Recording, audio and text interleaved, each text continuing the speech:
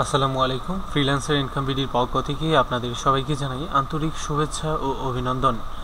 আজকে আমরা নতুন একটি টুলের সাথে পরিচিত হব। তার আগে আমি একটা ইমেজ ওপেন করে নিই। এখান থেকে ওপেন থেকে নিউর উপর ক্লিক করলাম। নিউর উপর ক্লিক করার পর আমি সাপোজ একটা ইমেজ ওপেন করে নিই। আচ্ছা, আমি এই ইমেজটাই ওপেন করে নিলাম এবং বোঝার সুবিধাতে আমি আরেকটা ইমেজ ওপেন করে নিচ্ছি। ওপেন দেন আরেকটা ইমেজ, দুটো ইমেজ আমি এখান থেকে ওপেন করে নিলাম।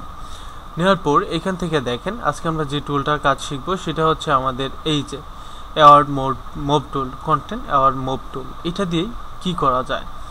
এটা দিয়ে ধরুন এই যে ব্যাকগ্রাউন্ডটা আছে, এই ব্যাকগ্রাউন্ডের যে কালারটা, এই কালারটা সবটা এখানে দিয়ে দিব। তাহলে আমাদের কি করতে হবে? এই ব্যাকগ্রাউন্ডে যা আছে সবটা এটার উপর পেস্ট করতে হবে না, এই ইমেজটা চেঞ্জ করে দিই, সরিয়ে দিই, তাহলে এখানে ব্যাকগ্রাউন্ডের কালারটা নিয়ে আসা যাবে। তাহলে আমি এইখান থেকে সিলেকশন করি ইমেজটা। আচ্ছা, এটা হয়তো ডিসিলেক্ট হয়ে গেছে, আমি একটু কেটে দেই, কন্ট্রোল ডি। আমি এইখান থেকে সুন্দর করে এই ইমেজটা এতটুকুটা কি করলাম,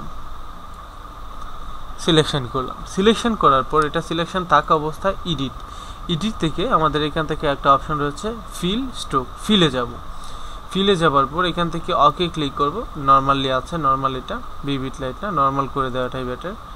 তো ওকে ক্লিক করব। নর্মাল থেকে ওকে ক্লিক করার পর দেখবেন এই যে আমাদের ফিলটা এটা চলে যাবে, আমাদের বাহিরে যেটা রয়েছে সেটা। এই যে দেখেন, এখন যদি কন্ট্রোল ডিতে ক্লিক করি তাহলে কিন্তু এটা চলে আসছে। দেখেন, এটা খুবই ভেরি ইজি।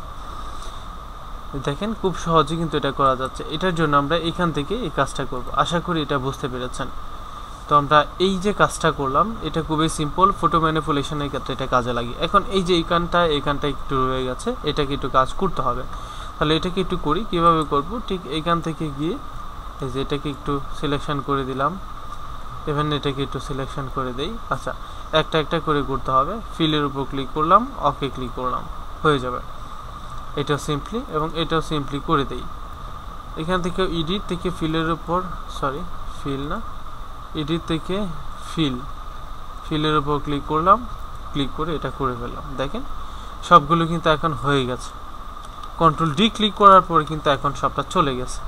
এখন সম্পূর্ণ ব্যাকগ্রাউন্ডটা বেশি সিম্পল, একেবারে সিম্পল দেখা যাচ্ছে। আশা করি এই কাজটা আমরা সহজে করতে পারবো। এটা খুবই ইজি এবং সিম্পল একটা কাজ, এই কাজটা সহজে করা যাবে। তো আশা করি এটা বুঝলেন। এটা হচ্ছে আমাদের এই যে সুন্দর করে এই টুলটার নামটা সবাই একটু মনে রাখবেন, award move tool, content award move tool. এটার কাজ এটাই। আশা করি এতটুকু বুঝতে পেরেছেন।